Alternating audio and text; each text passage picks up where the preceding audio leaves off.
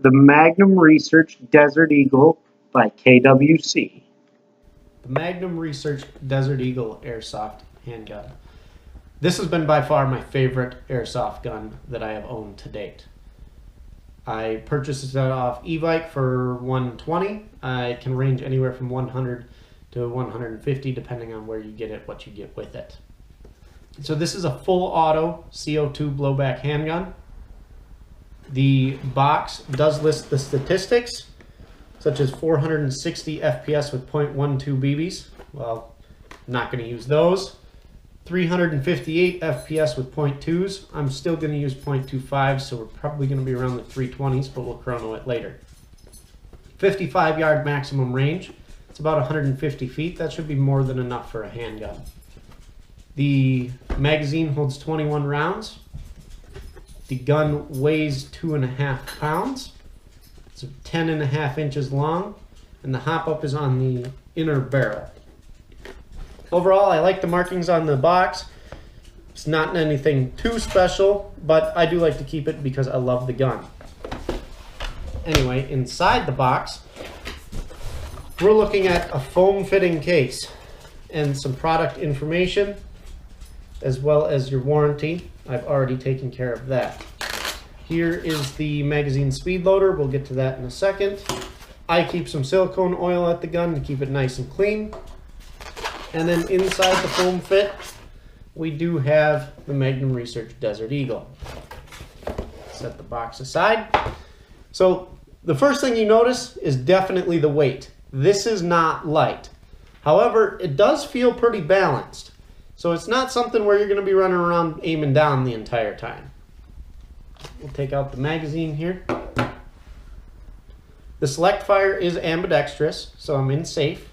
This would be single, this would be fully auto.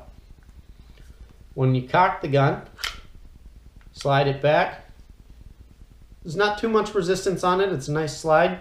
If we release the slide stop, you can hear it slide right back into place pretty quick.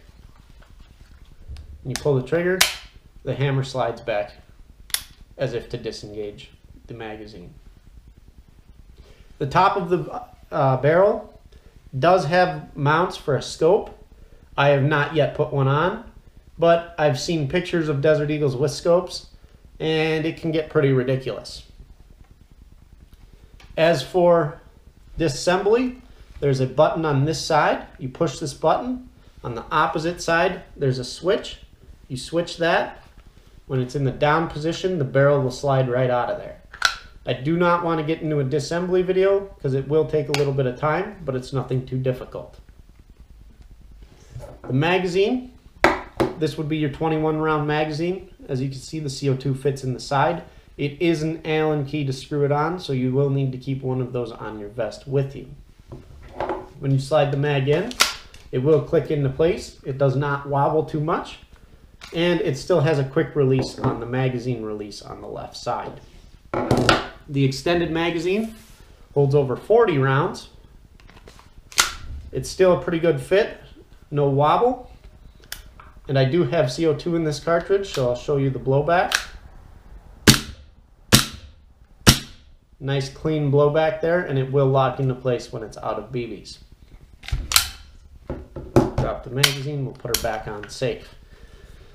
Now, the markings on the gun, the only markings are on the left side, the Desert Eagle pistol by Magnum Research Incorporated. Overall, my first impressions of the gun, very nice. I do like that it's almost full metal except for the pistol hand guards.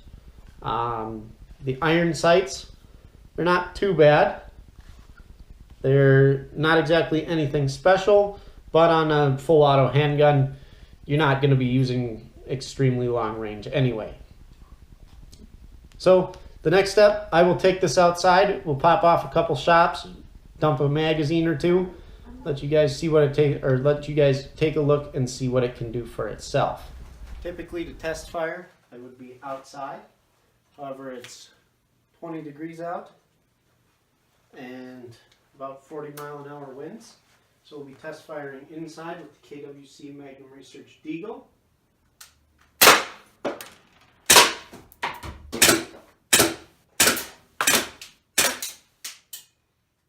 And now we'll go full auto with the box.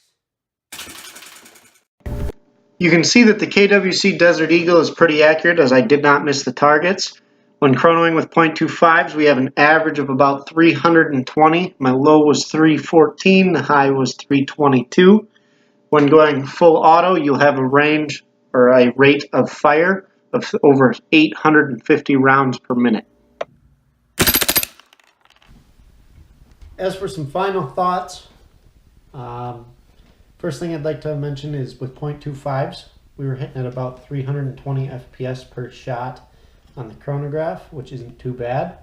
On top of that, the rate of fire was over 800 rounds per minute, which there's not a magazine in the world big enough to fill the 800 rounds per minute with this thing.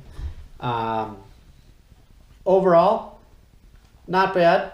If I had to give it a rating out of 5 stars, I still think I'd go with 4, just because it is a beefy handgun.